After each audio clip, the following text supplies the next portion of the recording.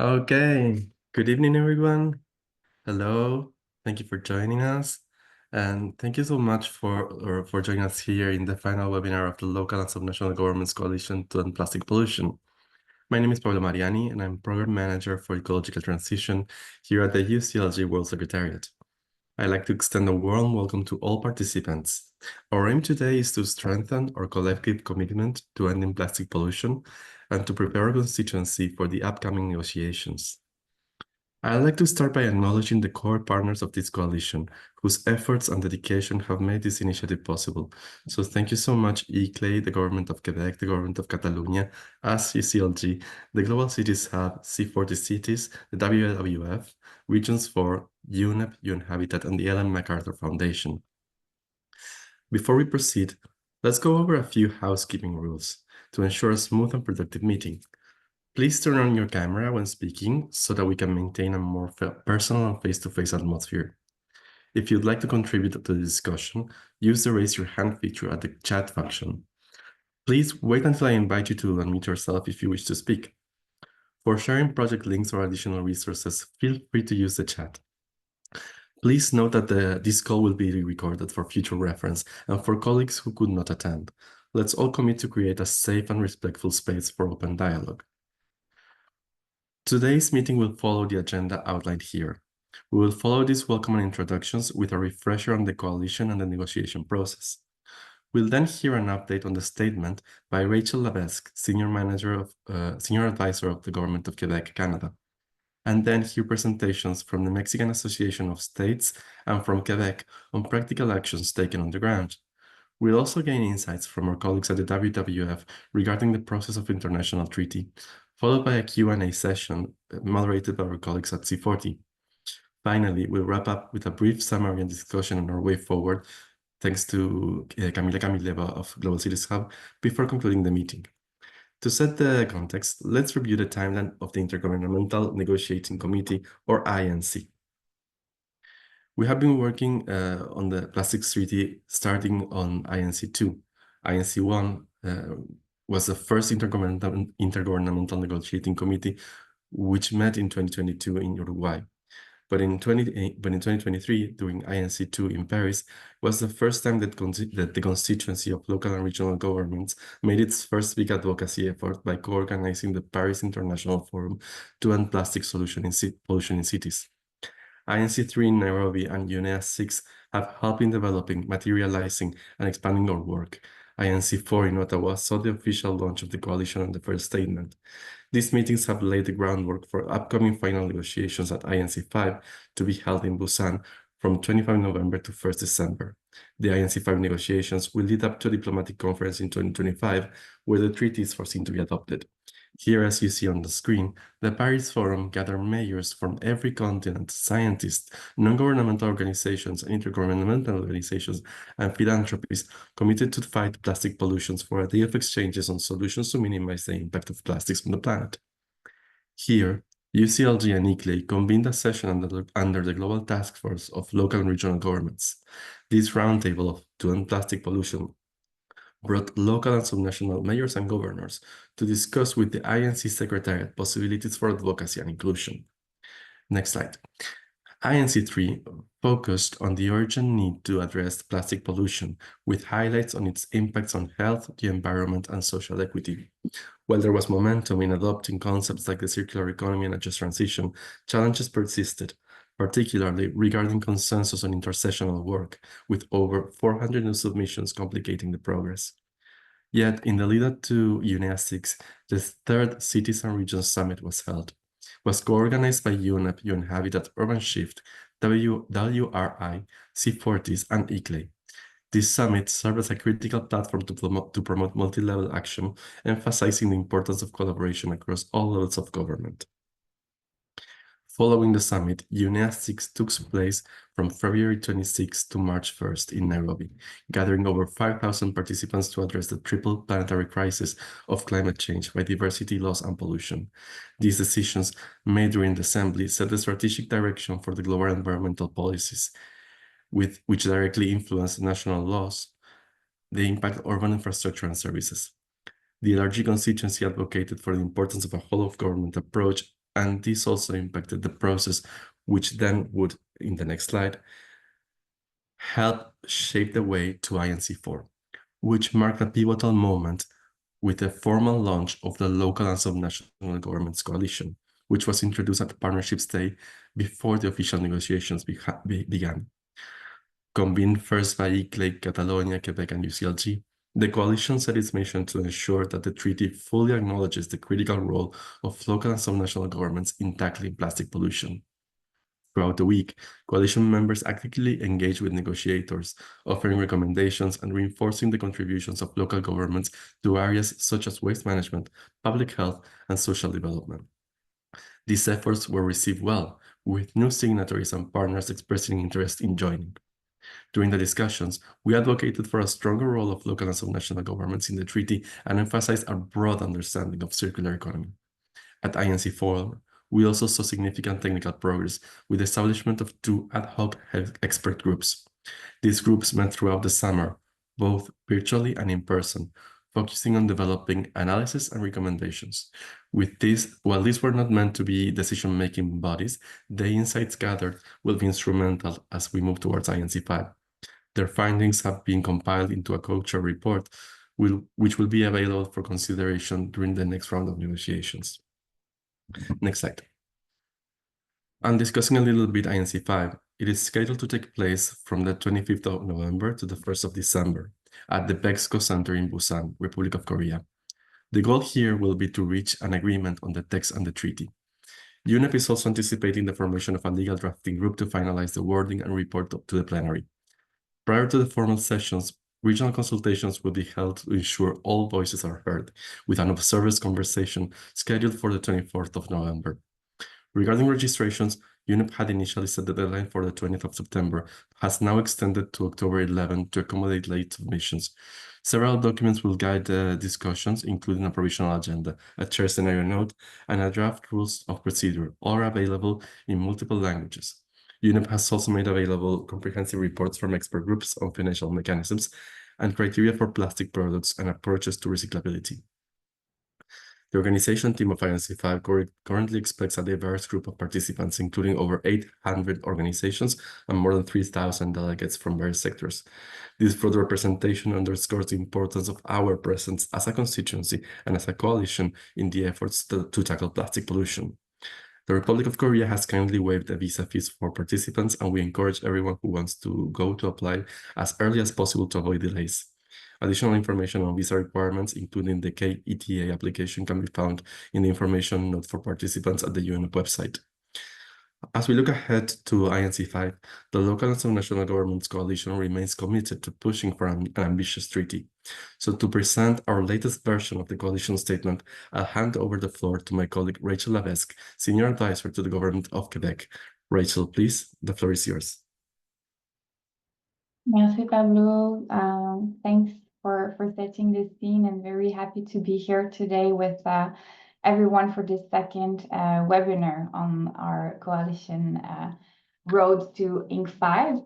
So I'll present, as Pablo mentioned, our coalition statement and also our negotiation position for INC5. So next slide, please.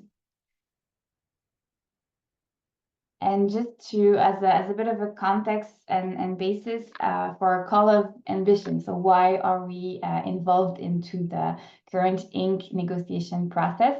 Local and national government, as you know, are really at the front line of the current environmental crisis. So we see it in climate change, biodiversity loss, and also plastic pollution.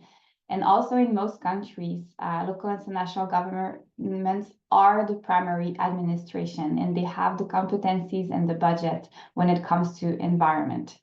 So if we want to ensure that the multilateral environmental agreement, the MEAs, are effectively and ambitiously implemented on the ground, we believe that we need to involve local and subnational government as early in the negotiation process. And we do know that those require a strong whole of government and a whole of society approach. more and more subnational government to have made the environment a priority or their action in their international action. And many of us have developed environmental diplomacies focused on the leadership that our constituencies can have within those international negotiation and also organization and convention. We are also, and we were actively involved in the negotiation of other and previous MEAs that involve our competency. So I can cite a few examples. So for example, the Paris Agreement, where local and national government were really proactive and had a recognition of our essential role within the Paris Agreement. And more recently, the local and national government have been really proactive as well into the negotiation of the recent Kunming-Montreal Biodiversity Framework.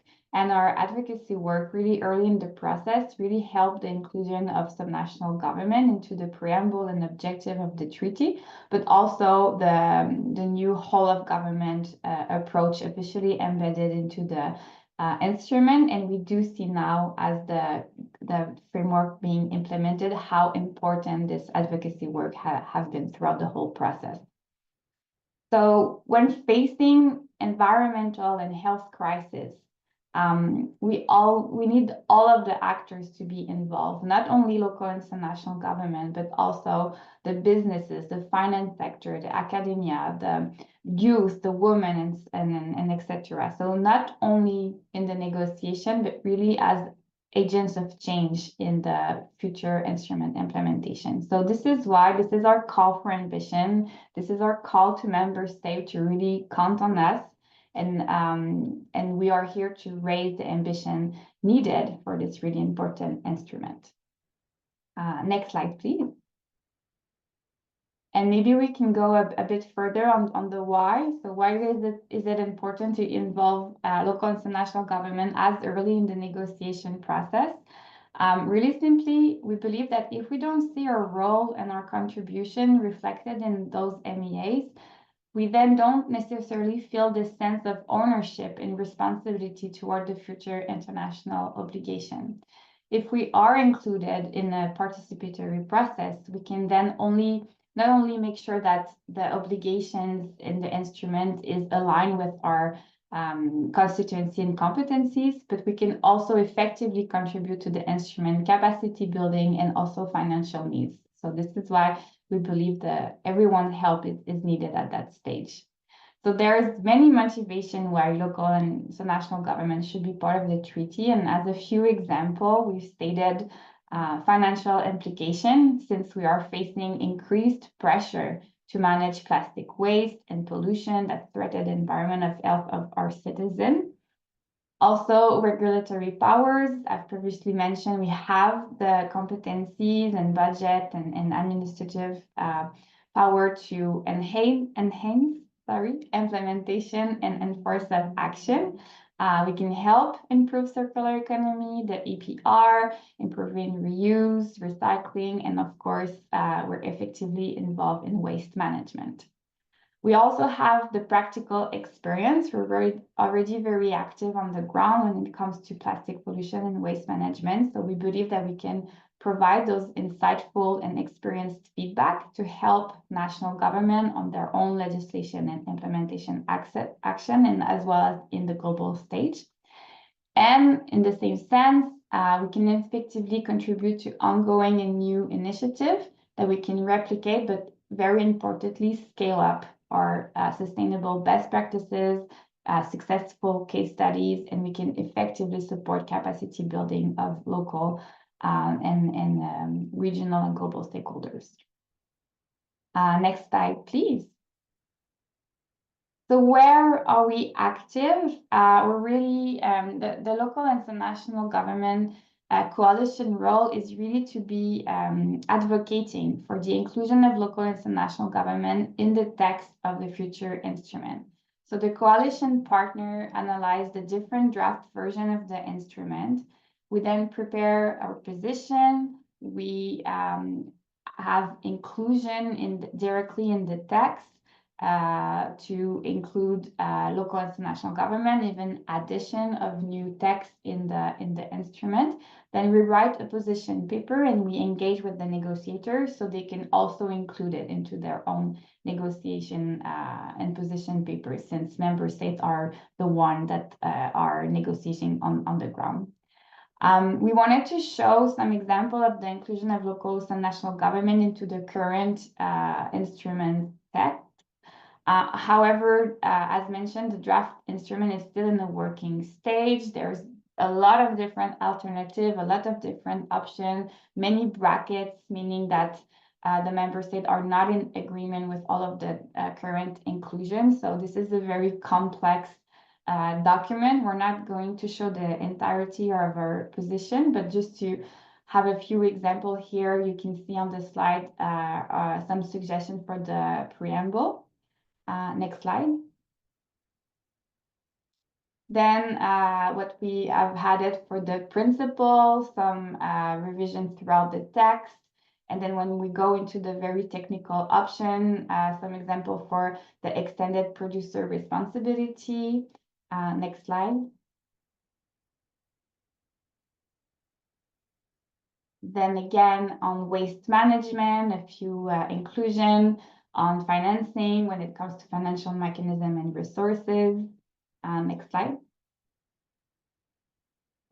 Again, capacity building, technical assistance and technology transfer, and many other more, because we don't want to overburden with all of that. It's a very long document, but it's just as a clear example on what the coalition is doing within the negotiation. And it doesn't seem a lot to make sure that we have those inclusion in the text. However, it has to be noted, but at this stage of the negotiation, there are still not a lot, or just barely a few mention of local and some national government in the instrument. So it's worth keeping on making sure that the role and importance of our constituency is well embedded in the text, as we successfully did in the Paris Agreement in the Kunming-Montreal framework, for example.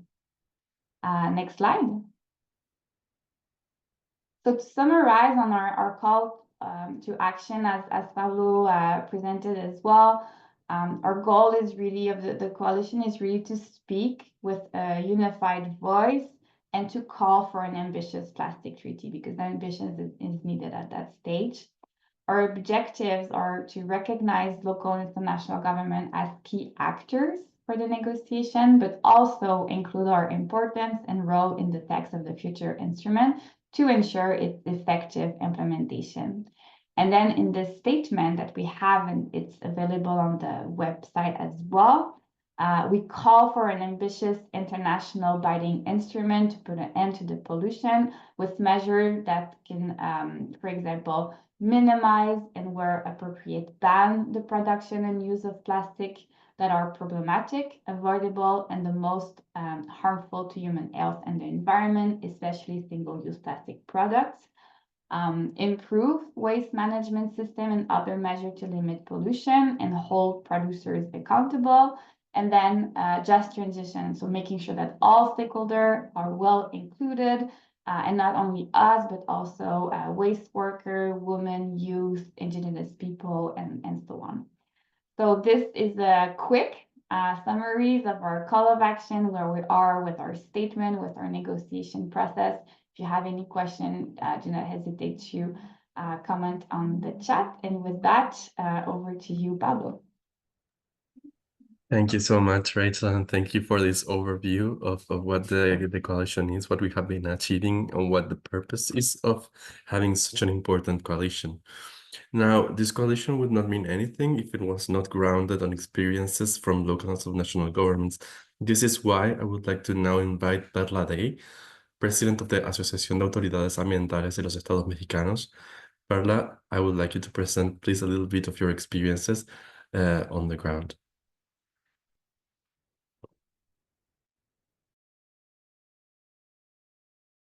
Hi, hello, can you hear me? We can hear you well, Perla. Thank you so much. Yes. Okay, good morning, everyone. I cordially greet everyone participating in this webinar. as president of the National Association of States or Subnational Environmental Authorities of Mexico, I appreciate the opportunity to participate in this webinar. Next slide, please. I'm going to talk a little bit about us. The ANAE is a coordination and work body between the heads of the environmental and law enforcement areas of the subnational governments of Mexico, having as one of its main topics comprehensive waste management. Focused on this coalition, 16 of the states of the Mexican Republic have joined this coalition with the aim of contributing to minimizing the production and use of plastics, thereby recognizing the fundamental role of local and regional governments in the fight against plastic pollution. The increase in the plastic pollution represents a serious environmental problem on a global scale, and of course, in Mexico, we are very aware of that. In Mexico, according to data from the same government, about 44.6 million tons or urban waste are produced every year, of which 7 million are plastic that, in the best of cases, end up in the landfills, but frequently contaminate our ecosystems. Various monitoring studies that have been carried out in coastal ecosystems of protected natural areas in the states of Veracruz. You can see the circle in the south, from Veracruz, Quintana Roo, and Baja California in the north, have found that the most common waste that litters the beaches of the Gulf and the Mexican Caribbean, as well as many unique ecosystems of the country, concentrate on single-use plastic. Supermarket bags, packaging, cups and plates, and disposable cutlery. An important milestone was the ban of the use of plastic bags in Mexico City in January 2020, which was extended to other single-use plastic products such as cutlery, straws, and packaging. This measure was a response to the high plastic pollution in the city, in Mexico City, which affected not only local bodies of water, but also the drainage system, causing flooding due to the clogging of drains by plastic waste. An example of significant contamination in Mexico is the case of the Atoyac River in Puebla. The Atoyac River is one of the most polluted in the country. There have been episodes where large quantities of plastic waste have been dumped directly or dragged into the river, affecting downstream communities. Plastic pollution in this case has caused severe public health problems, as well as the degradation of the river ecosystem. Alicia Bárcena is the actual Secretary of the Environment and Natural Resources in Mexico, has highlighted the importance of cleaning up the several important rivers in Mexico. Next slide, please, including the Atoyac River as one of the current government's priorities, as well as emphasizing the importance of improving management of waste and the creation of infrastructure to recycling waste. She mentioned that the construction of recycling plants will be promoted to address the problem of solid waste, always looking for the circular economy. The implementation of recycling plants is seen as an essential part of reducing pressure on landfills and minimizing pollution in key urban areas. These initiatives reflect their commitment to lead Mexico towards more responsible and efficient management of natural resources and waste.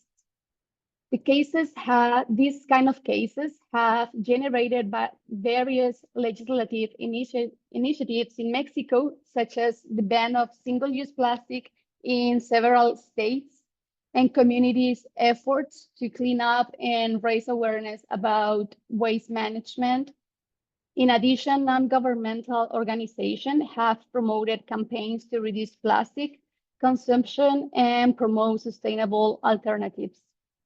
However, these actions Slide, please. However, these actions are not enough to solve the issues of plastic pollution. So we must work on other strategies such promote more responsible consumption through initiatives and incentives and taxes, develop infrastructure through collaboration between private industry, government, and society. Transfer stations and solid waste sorting plants are required. Recognize the fundamental role of recycles to advance towards the circular economy. Define the responsibilities and power of each actor involved. Raise awareness about the health risk associated with the ingestion of plastic and promote responsible consumption, among some others. And finally, I consider that the communication and exchange of experiences among these of us who participate in this working group will allow the establishment of a network of interactions with a high potential to generate technology and organizational innovations. So I reaffirm Mexico's commitment to fight this terrible problem and all the openness to work on strategies and collaborations with the same objective. So this is a very general situation in Mexico. We are studying, and the subnational governments, we share the same problem in all the states among the republic.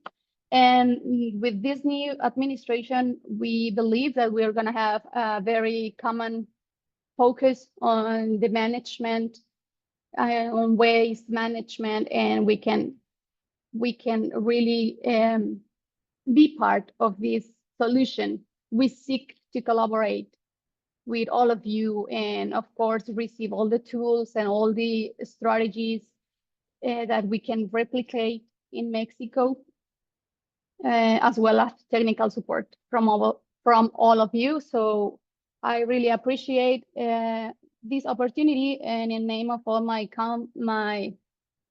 colleagues from the ANAE, we are looking for keep being part of this treaty and learn more about you and the strategies that we can get. So thank you so much. Thank you so much, Perla, and we're happy to count with the support of the Mexican subnational governments to the coalition.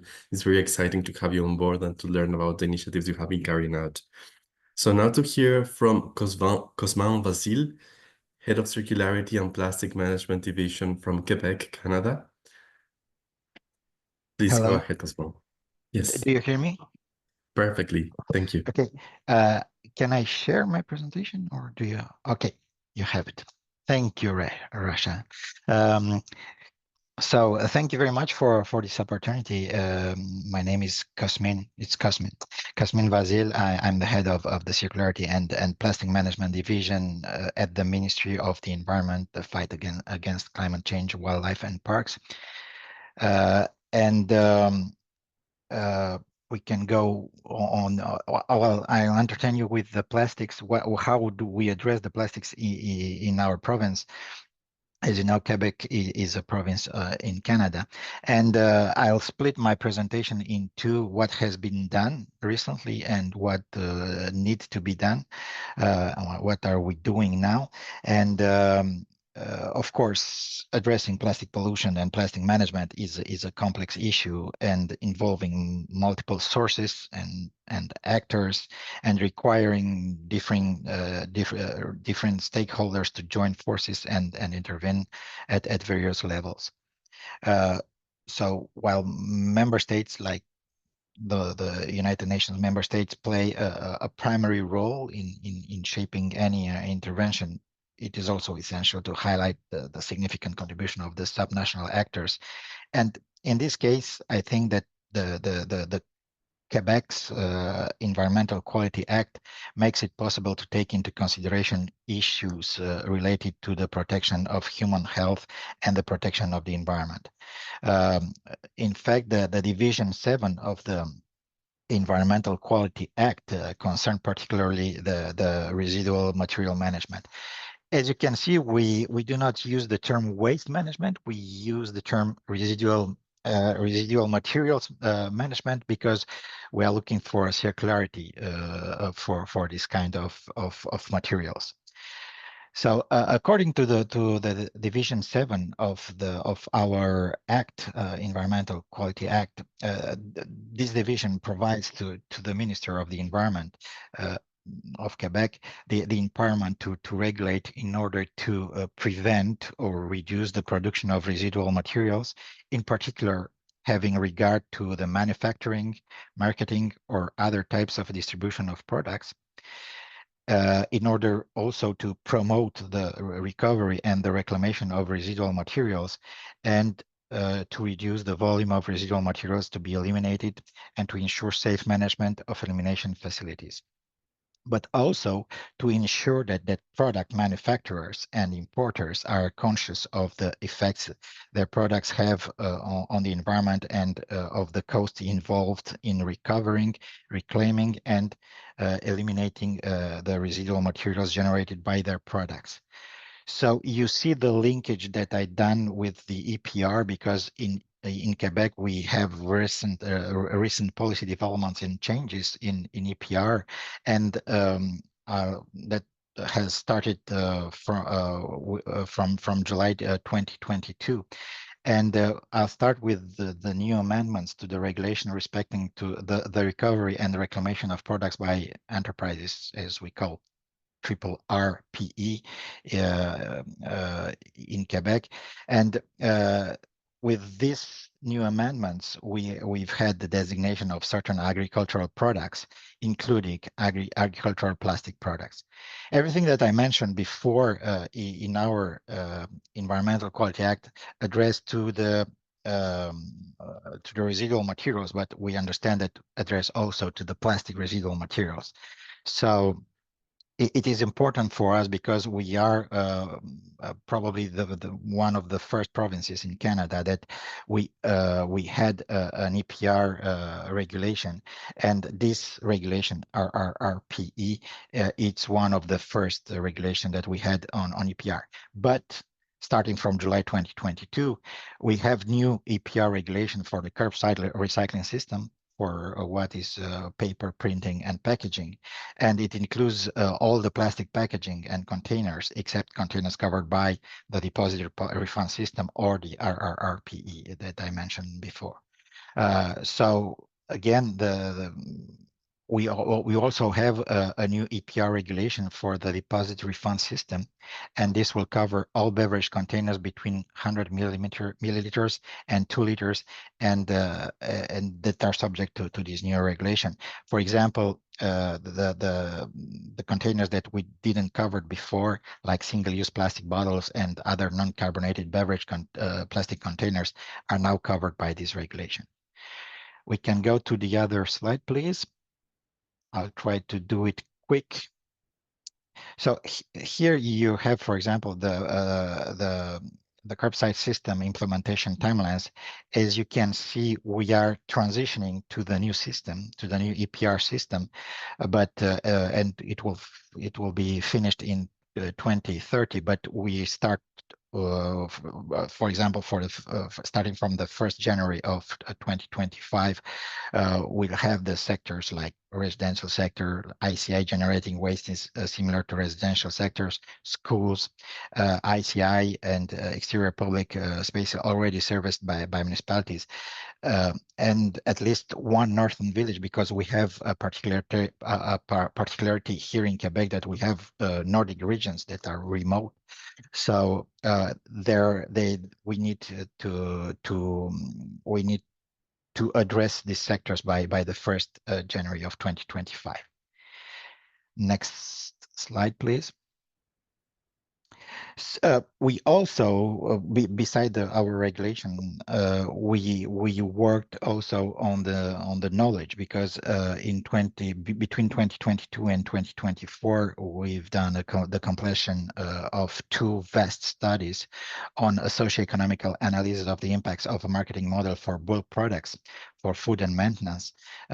In fact, we are looking to see what could be the socioeconomical impacts of transitioning to this kind of marketing model, and of course a state and a diagnosis of the production, use, and management of plastics in Quebec, because we didn't have a portrait of what we generate, what we produce, generate, and use in Quebec. Also, between 2022 and 2024, we have developed with the Bureau Normalisation du Québec. It's a standard organization in Quebec, but it's a Canadian standard organization, a new national standard of Canada on recycled plastic content products, and of course, a certification protocol that it's linked to. And between 2023 and 2025, we also worked on a scientific research project on the flow of plastic materials used in hospitals, that we know that for the institutional sector, they are a big, well, we have a big issues on plastic consumption. Next slide, please. Now, what is planned to be done? I told you about what has been done, but what is planned to be done? Well, the government of Quebec is developing actually a strategy for the reduction and responsible management of plastics in Quebec.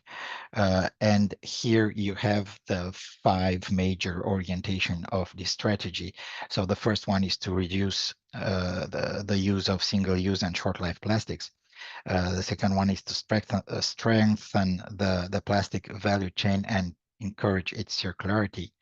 Then reduce the environmental impacts of plastics, enhance knowledge and expertise on plastics, and finally lead by example through government actions.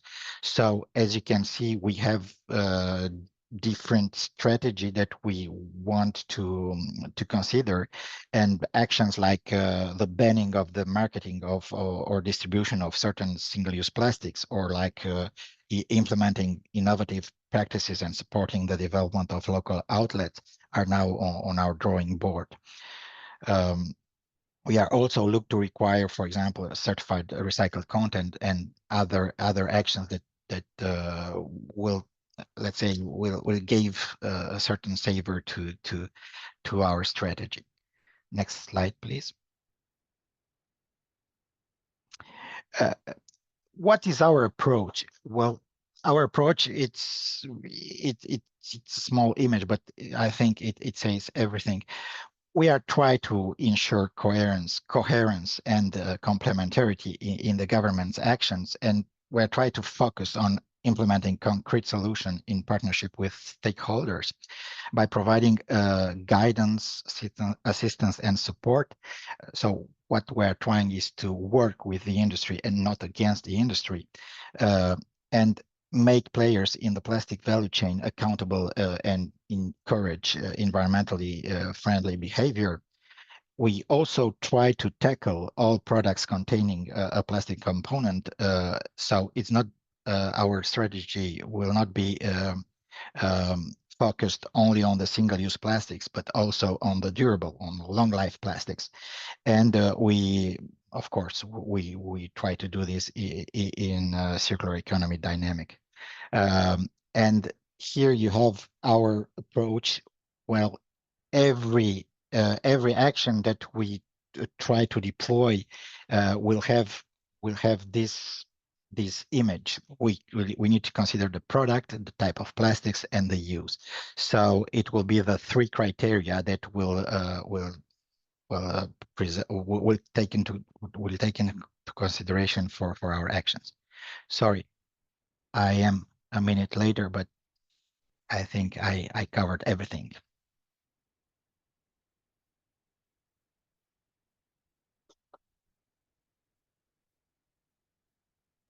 Pablo, you're No, on mute. we don't hear you. Sorry, I was muted. I was saying, sorry for mispronouncing your name in the beginning, and don't worry for being a minute late. We are quite on time, I believe. I would like us now to continue on with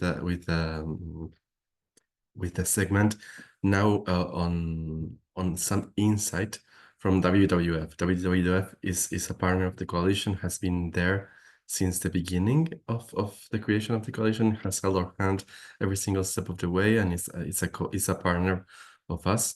So I'm introducing now Marilyn Mercado. She is the Regional Plastic Policy Coordinator for Asia. Please, Marilyn, the floor is yours. Thank you, Pablo, and good day to everyone. I hope you can all hear me well. Thanks for sharing the slide. So again, I'd like to share, as a global conservation organization active in nearly 100 countries and an accredited observer in the ongoing plastic pollution treaty negotiations, WWF is pleased to share its perspectives via its 2 reports in this important local and subnational governments coalition to end plastic pollution, Consultation for the upcoming final session of the Intergovernmental Negotiating Committee, or INC5, in Busan in November 2024. So I'd like to share that WWF implements the No Plastic in Nature initiative with the ambition to reduce leakage of plastic into nature. The complex nature of our plastic pollution crisis can only be effectively addressed through a holistic, multi-level, multi-actor approach across the full life cycle of plastic. This calls for an adoption of new global rules advocated for by our global plastic policy team and development of national policy level tools like EPR, handled by our EPR teams, and piloting at city level and working on a knowledge platform by our Plastic Smart Cities teams. Next slide, please.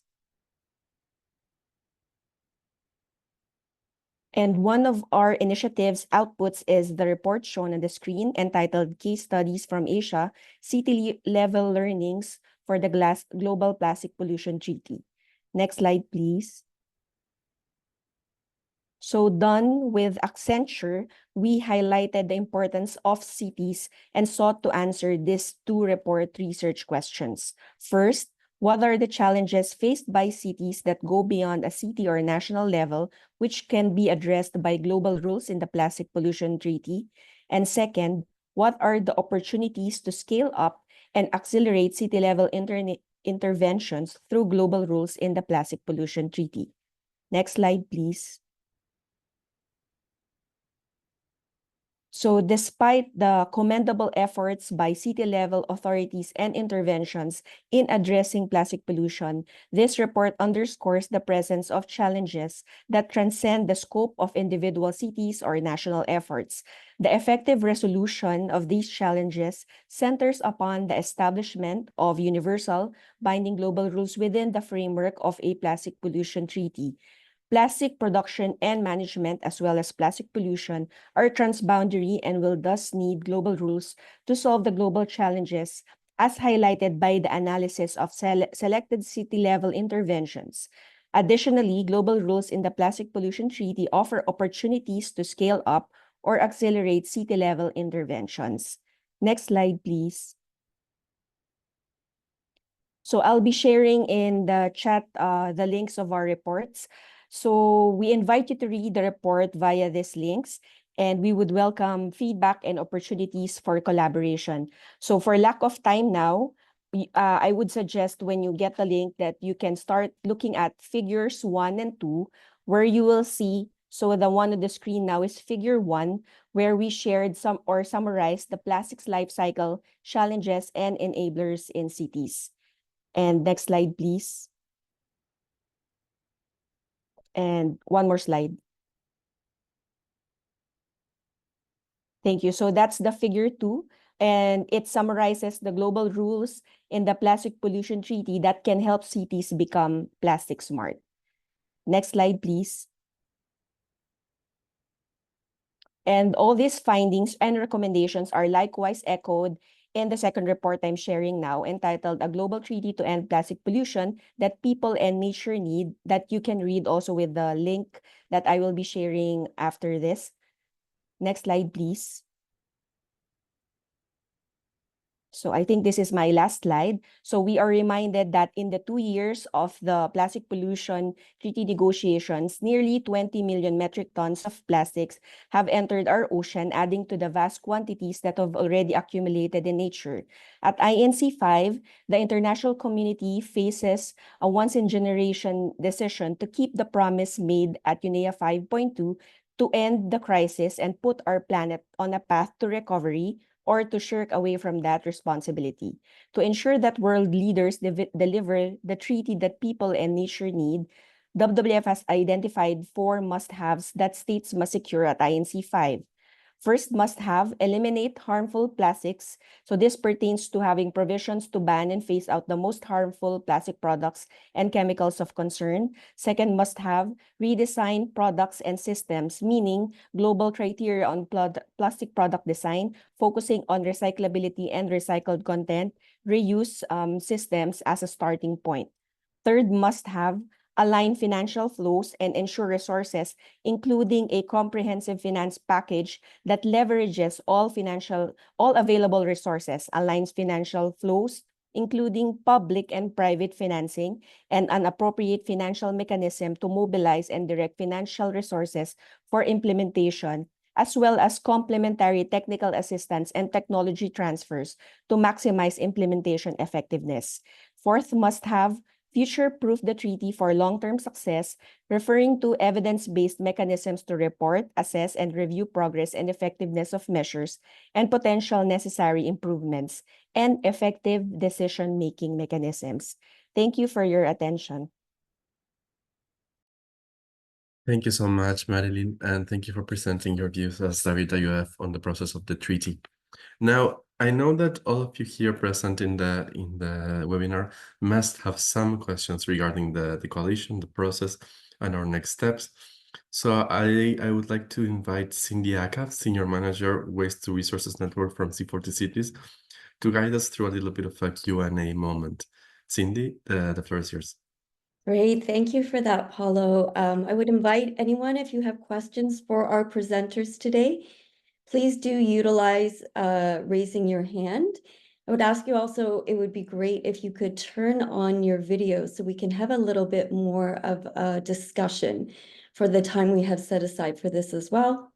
The questions could be regarding the coalition statement, the upcoming round of negotiations at INC 5, or for the initiatives the governments of Mexico and Quebec presented on as well. And you can utilize the raising your hand function by selecting React at the bottom of your screen. So we do have one question regarding participation at INC 5, if anyone is participating in person. So from our end, Cindy, we are still realizing our capacity to participate in person during INC 5, but also Kim, we're happy to take this question via email while we still organize the delegation that the coalition will send to INC. So coming up closer to Busan, we're happy to bring more information to you, and so please write to us to our email. Maybe I can add quickly, Pablo, on our side, the government of Quebec will be participating, and I know that the government of Catalonia as well. So I can leave my email in the chat if this is useful for the in-person participation. Great, thank you both for that. I see we have a question from Mitch. Please unmute yourself and feel free to ask. Great, everybody can hear me okay? Just making sure. Yes. All right, great. Mitch Reynolds, I'm the mayor of La Crosse, Wisconsin, in the United States. I'm also one of the co-chairs of Mississippi River Cities and Towns Initiative, and represented local governments, I think, maybe all of them, I don't know, some of them anyway, at INC 4 in Ottawa with my colleague, Jenny Wendt, who's also on the call with us. And what we're wondering is there are opportunities for engagement with myself representing our organization and speaking for local governments at INC 5 and what those opportunities will be, and how we can take advantage of them and really talk about the impacts that plastics have on local governments and our ability to provide services, and also what our responsibilities are as as communities in Middle America for polluting really the rest of the globe. So we're looking for opportunities for engagement there, and any guidance that we can get from anybody here on the call or in the future, we would really, really welcome that. Either myself or Jenny, again, who's also on the call right now. So Rachel, do you want to jump ahead as well? Yes, no, thank you for the it's a good question, and we're still awaiting a lot of information regarding Inc. 5 and the different activities that will be organized. We know that there will be some events that will be organized for observers. So we want to make sure that we will position the local international government coalition during those event, but the agenda is unfortunately with United Nations agenda is still very early, so the information are coming at a later stage, but we can make sure to keep everyone interested posted as soon as we have those very important information that we're also looking. Yes, as of now, we only know of an observers conversation scheduled for the 24th of November, but we still do not have the complete shape of that what this will take. Camilla, I noticed in the chat that they'll be speaking to the issue of mayors when you give your remarks in terms of the way forward, but if there's anything that you wanted to add now, please feel free to share. Thank you very much, and good evening to everyone. I'm Camilla from the Global Cities Hub, and I will tell you a little bit more words about the diplomatic process. Just to reply directly to Mayor Mitch Reynolds, there is no possibility to address member states officially during INC5. Obviously, you can make a general statement in the plenary, but this will be in the observer side. Very soon, the chair, who is an ambassador from Ecuador, will publish a scenario. Maybe as we speak, they're publishing a scenario. But you have to keep in mind that INC5 is the final round of negotiations of 2 years. And somehow, to be blunt, doors are closing now on some, deals which the states will strike among themselves, the national states, which leaves very few space unfortunately, for observers to speak in the plenary with the negotiators. This having been said, there is a side event space around, and this will be a good probably moment to meet other participants, to address other participants and observers, but I'm afraid not directly member states. I think this will be the fate of the INC5 as the last round of negotiations. Thank you.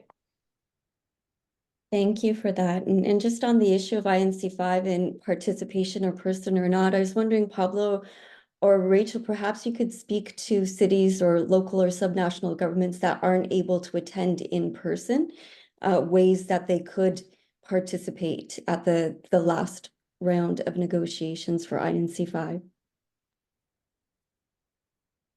So for my end, I think the first and foremost, most important thing that I would like to convey as a message is endorsing the coalition if you have not yet, because this is what really brings the legitimacy to us to make the push for including local and subnational governments into the text of the treaty. So please go ahead and do so and read the updated statement that we have produced once it's online, because it really tries to put on forward a sentiment of care for the environment, a sentiment of really the responsibilities you bring and the capacities you have to address plastic pollution. So this is the most important thing if you're not able to participate during INC5 as a contribution to the movement.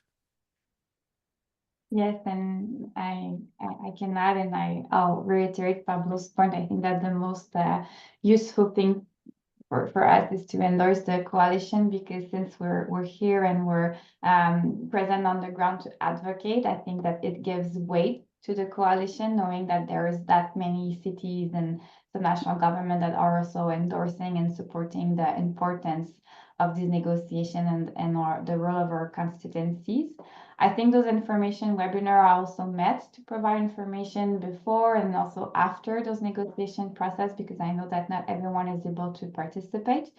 And maybe a third thing to mention is also noting that plastic pollution now is also part of other environmental agenda. So if you are maybe not able to participate to Inc. 5, but you have delegation going to COP16 for biodiversity or COP29 in climate, there are now many events on plastic pollution and related to Inc. 5. So it may be worth to see which one you can attend.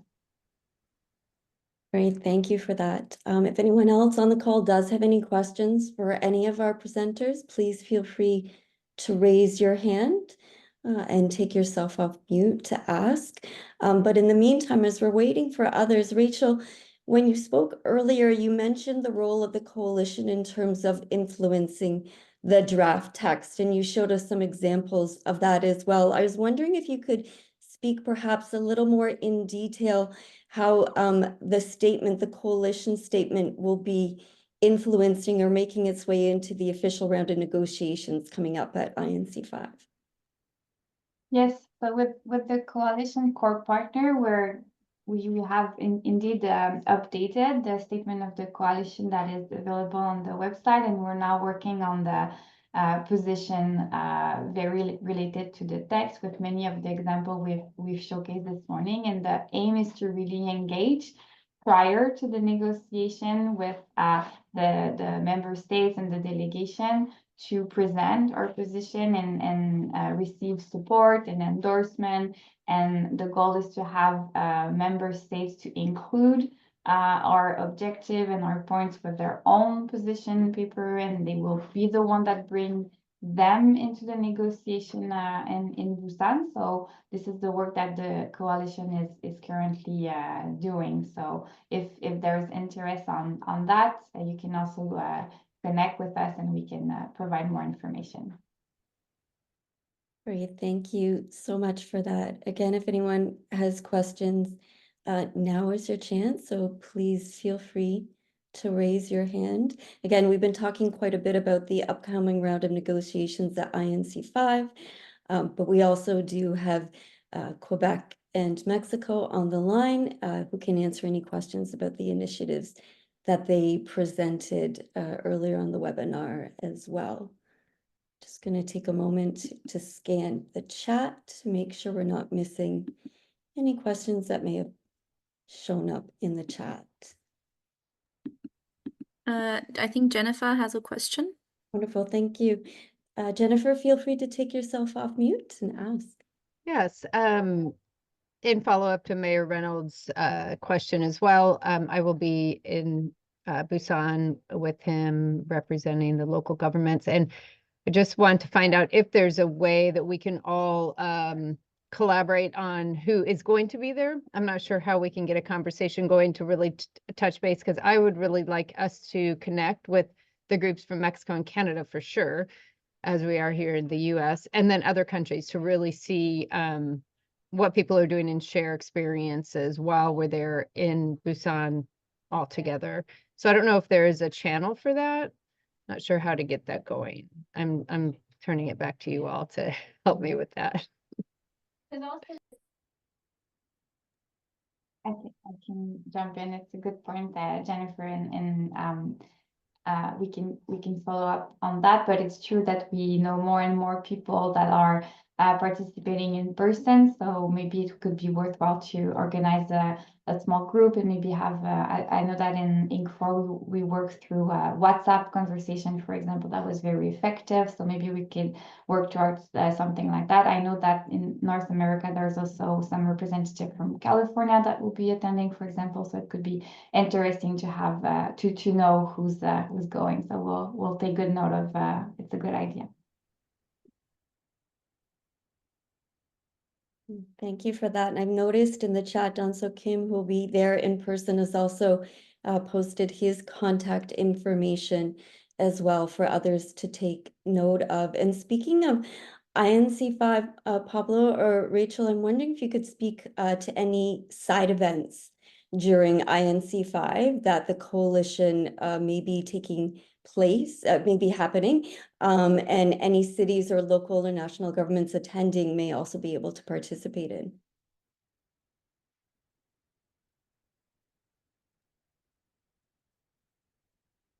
Rachel, do you want to go ahead? I'm happy to fill in on this one.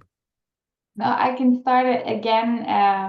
We're unfortunately we're still awaiting a lot of information on the organization of work. Every INC meeting has been very different from one to another. There's some that had more focus on, for example, having activities for observers. In Canada, for example, there was a whole day for the Partnership Day and the Plastic Action Zone, as well as some official side event where the coalition has been very present and proactive. We've been, Pablo mentioned a few examples at INC 2, for example.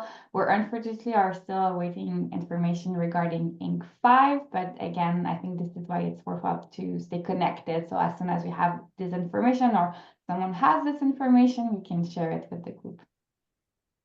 Yes, thank you, Rachel. I did not want to be the sad Sally, but I think also we must be realistic. As Camelia mentioned, this is the last round of negotiation, and we're expecting less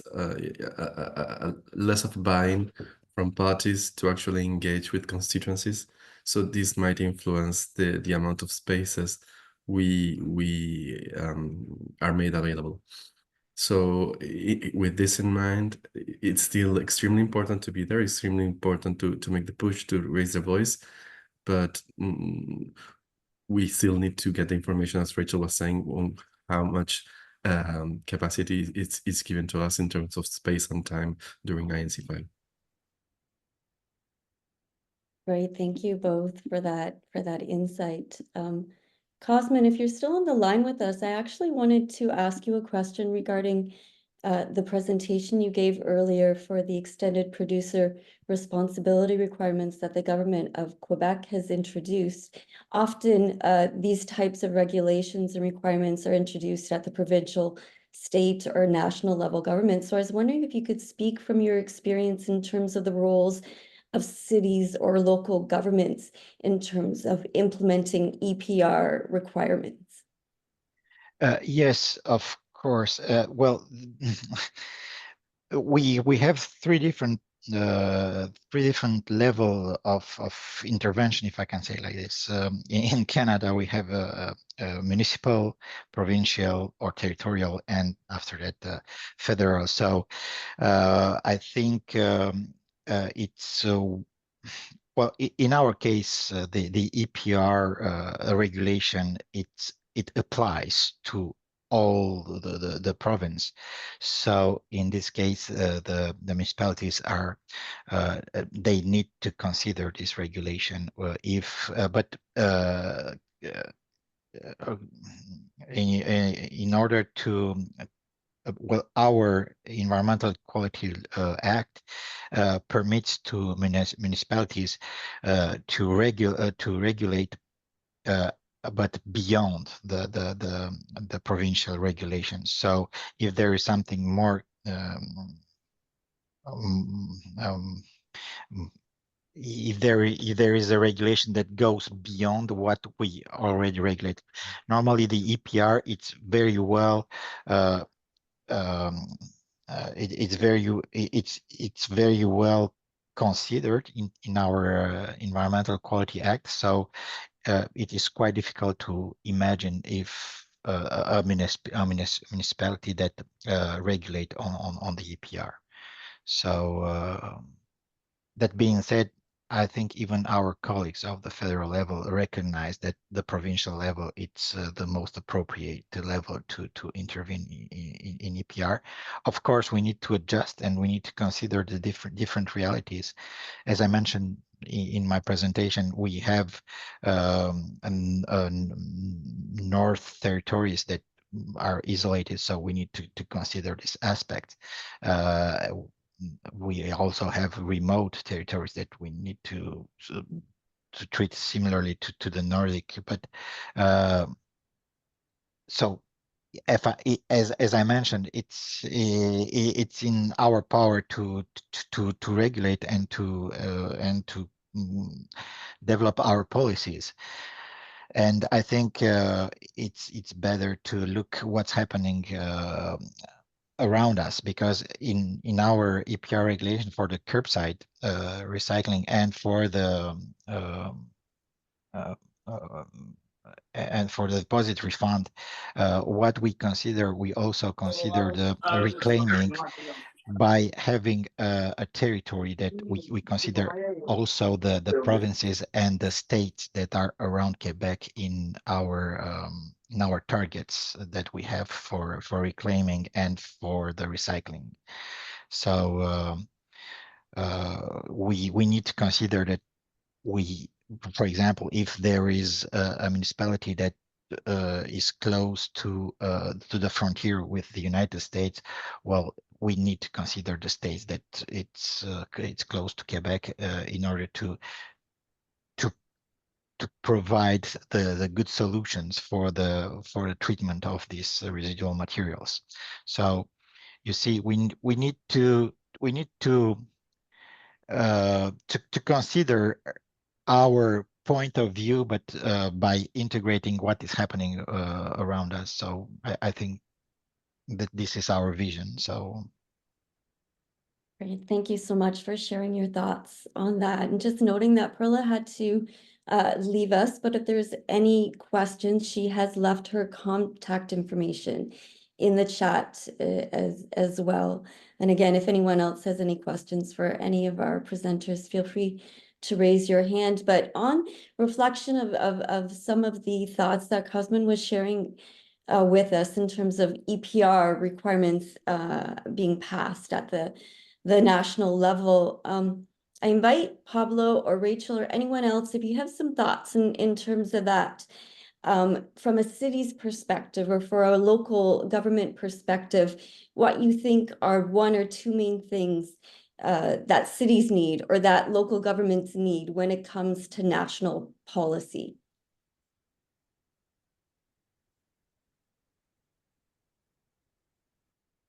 So just to understand the question, we're framing what's our thought regarding EPR policy and the responsibility of extended production from the local government perspective in relation to national governments. Right, and precisely coming from the viewpoint that many of these policies, such as EPR, are passed at the national level. So from your experience, perhaps, Pablo, in the coalition, what do you think from a city's perspective would be one or two important things that cities would like a national government to take into consideration in terms of implementation when we're talking about plastics, taking action on plastics? I think I mean, I'm not a city official, so I might be extra limiting my competences here. But I think one of the things that would be important when discussing, perhaps we can call it a multi-level governance scheme on plastics, would be ensuring that, for example, plastic. So especially for intermediary cities and small cities, plastic treatment cannot be done by themselves by municipality alone. So coordination at a regional, local, and national level is important in terms of extended extended production responsibility, but also post-treatment of plastics. So setting up infrastructure on policies that can go beyond the legislative borders of a city and generate networks of localized networks of plastic treatment would be interesting and important. That's the first one that I can see, especially again for rural towns, intermediary cities, and those cities that don't have the capacity to act upon themselves. And as plastic production goes, this is a bit beyond my knowledge, so I'm sorry I cannot further support in that regard. But perhaps Rachel, if you have anything or Camelia, happy to have you jump in on that one.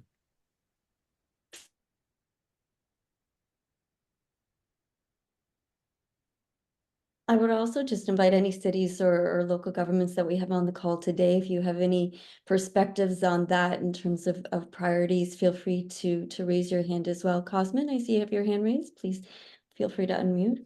Yeah, I like to intervene because, in fact, we were talking about EPR, but we can talk about anything that it's regulated and concerned plastics, starting from banning and other actions. In fact, what the stakeholders told us and what the PROs, the producer representative organization, told us is that it's very difficult if we have different regulation that probably will have not the same scope and are very differentiated. It is very difficult to have this harmonization. That's why we consider that the provincial level is the most appropriated. Again, we consider that in our case in Quebec, the EPR regulations are very strict. We have targets that we impose to the producers. So that's why we do not want to dilute this kind of these targets, because we understand that probably if we enlarge the scale, it will be a negotiating, if I can say it like this, a negotiating issue by considering the different realities, different political realities of the other provinces and territories. So that's why we consider it, if we need to up level our regulation and to consider the federal, well, we need to recognize what we achieved in Quebec and the fact that we impose different targets, and we are talking about even recycling targets for the plastics. So you see, it's very important for us to keep the level where we achieved and to consider this. But again, I think what if I came back to your question, I think what we have as answer to the stakeholders and the concerns is that if we differentiate and different municipalities have different regulation, it will be very difficult to have a harmonized APR. Great, thank you so much for sharing your perspective on that. Last opportunity, if there was anyone else on the call that did want to ask a question regarding the negotiations or anything our presenters have shared on this webinar today. And if I don't see any more hands or any more questions in the chat, with that, I will pass things back over to Pablo. Thank you. Thank you, Cindy. Thank you so much for this Q&A segment, and thank you, Cosmin, for coming up with these last few comments. I do believe that this harmonization of policies is very important, and I do agree that this discussion or this structural dialogue between the regional level and the local level is quite important to harmonize this kind of network way of working on plastics. So I really appreciate this. So I would like to introduce once again Camila Camileva. She's the co-director of the Global Cities Hub. Camila, please, would you lead us into a wrap-up of today? And next steps, of course. Thank you very much, Pablo, and again, happy to be part of this coalition.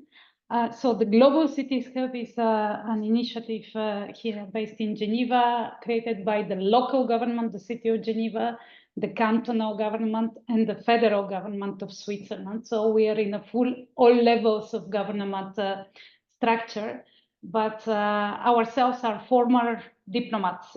So probably for me is, and don't take me on the word and not to sound condescending, but to me, this negotiation is actually quite clear. This is, as I say it all the time, so sorry for those who listened to me this morning. It is a classical interstate negotiation, so meant by the United Nations. And very unfortunately, I discovered this from the other side. As we say, other stakeholders, such as civil society, academia, but currently local and regional governments are given very few space to negotiate. So states keep a little bit the territory for themselves. That I want to echo really what Pablo said several times, and Rachel too, united we stand. That's something which we need to know, especially at the end of the negotiation. So please spread the word about the coalition and become members of the coalition if you are local or regional governments. And then we will circulate documents, letters, and you can participate in this. And this is how you can have the voice in the plenary of the negotiation in INC5 and later on. So I will not come back on the substance of the very valuable local and subnational government presentations. But really, thank you, Quebec, and thank you, Mexico, for this. I will concentrate in a few minutes, and knowing that this is the end of the webinar, really on the process, the diplomatic process negotiations, strictly speaking, what will happen in the months and years to come. So for you to know this with clarity as much as possible. And then you can probably write in the chat if you have like a burning question while I'm speaking, or continue to follow the information which we share with the coalition. So right now we have on the table the promise of the chair of the negotiation, the one who is leading the whole negotiation. It's an Ecuadorian ambassador nominated for this. The promise to have a scenario note for the INC5. This scenario note will be mainly addressed to member states who are ending the negotiation of the treaty.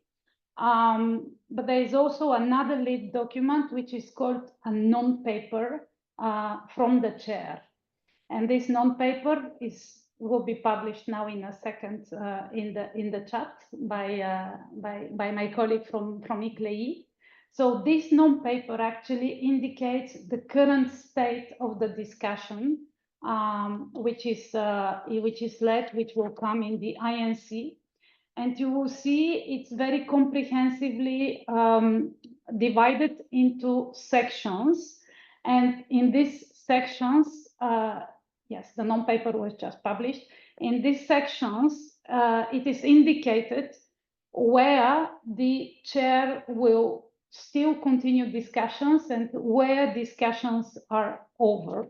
And there will be no new language proposal. So the section which interests us as local and subnational governments are starting, I should say, by point 6 on the page 4 of this non-paper, which is plastic waste management, just transition, the finance mechanism, capacity building, implementation and compliance, and national plans. And I guess representatives from Quebec and others, they said that probably it is a good way to push forward the national governments to include references to subnational governments, practices and action in the national plans.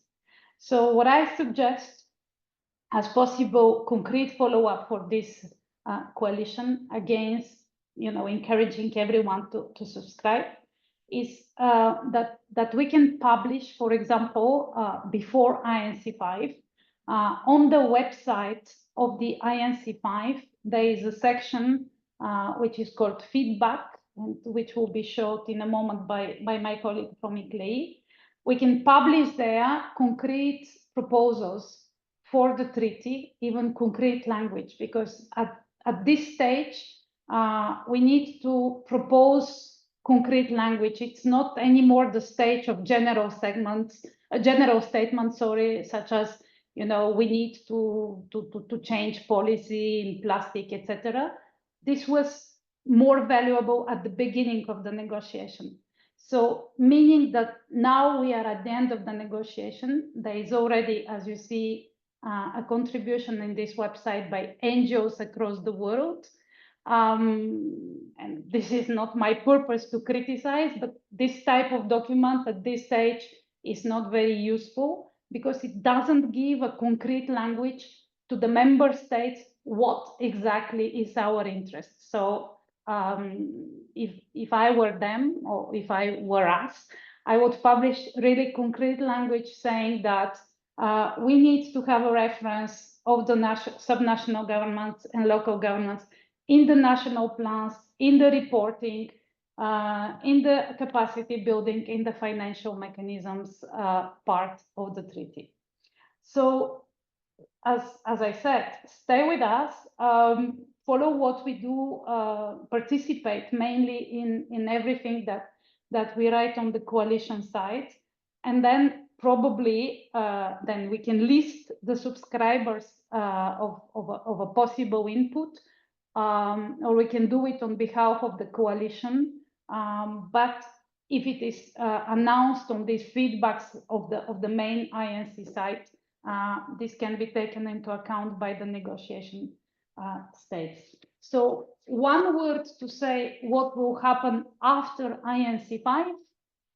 So on the INC 5, there will be a new text, which is now not existing publicly. It's probably existing somewhere in a secret exchange of emails between member states. And this final text will be very close to the treaty text. Either it will have everything settled, or it will have text in brackets where states did not agree in the INC 5 in Busan about some bracketed points. And these bracketed points will be somehow dealt by, again, negotiating states between the end of INC 5 and the forthcoming diplomatic conference, which will take place sometimes in 2025 in some part of the world. It will not be in Busan, but it will be probably, yes, in one other state, which basically proposed to host it, and the others agree. And in this diplomatic conference, the text of the treaty will be totally finalized. And to speak in legal technocratic terms, it will be open for ratification or accession by member states. Again, only member states of the United Nations can ratify or access to a treaty. And it will define after how many ratification or accession the treaty will enter into force. Could be 40, could be 50, it depends on the treaty. And then after the diplomatic conference, states will be invited. The treaty will be open to ratification. The very optimistic scenario is that the ratification will happen very quickly. The necessary number of ratifications will happen very quickly. And we will have the treaty entering into force within a couple of months or a year after this 2025. So optimistically speaking, sometimes in 2026. Pessimistically speaking, as other treaties like Minamata Convention on Mercury pollution, it took 4 years, unfortunately, for the treaty to enter into force. So I hope this is not what will happen. I hope that the plastic pollution treaty will enter into force before, I don't know, before 2030, so to say. I really hope it will be very quick, but this is basically what will happen. And to end up with this presentation, the coalition has its role and we have our role, obviously, before INC 5, probably less during INC 5, because, as I said, states will be mainly operating behind closed doors to strike some deals, but let us continue to be active. Between INC 5 and the diplomatic conference in 2025, and also between the diplomatic conference, the moment of ratifications, which will, come after the diplomatic conference, and before the first COP, the plastic pollution COP, which will take place when the treaty is into force. During all this time, we need to lobby for better inclusion and reference to local and subnational governments. And Pablo, I hope that I said it all, but you will complete if not. Thank you. No, thank you, Camelia, and you were excellent. Thank you so much for letting us know how the road ahead looks. So perhaps now closing the session, we have had a good hour and a half, which has been interesting, doing a little bit of an overview of where we come from, what have we done since INC4 in terms of a new statement. We've heard from the Association of Mexican States what they're doing, and as well from Quebec, some examples from the ground. We have had a nice Q&A led by Cindy Aika from C40 on what can we expect from INC5, but as well what are the local actions now and the regional actions achieving in terms of plastic pollution. And we have just heard a little bit of the way forward, what we can expect from INC5. Yes, of course, INC5 is just around the corner, but we need to remember that there's still the diplomatic conference to 2025, where we're hoping to still make a little bit of a big splash and get some good recognition over there as well.